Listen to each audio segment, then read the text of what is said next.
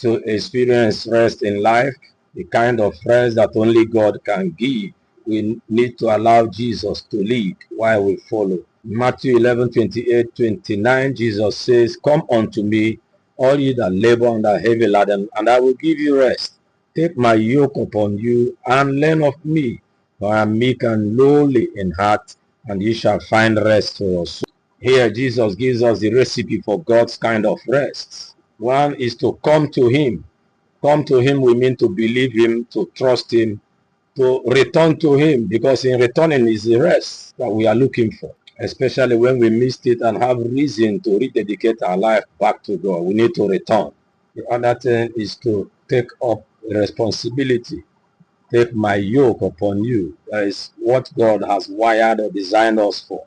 We need to find them and be responsible for such tasks or assignment. And then as we learn His ways in quietness, we learn the patterns and principles of working with Him, then we can find rest for our soul. We will not be given rest. We will rather find rest when we follow. Yes, we need to make Jesus Lord.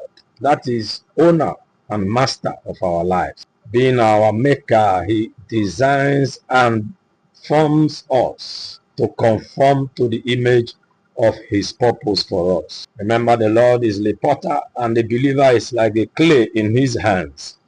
Moreover, from Philippians 2:13, God is at work in us both to will and to do of His good will.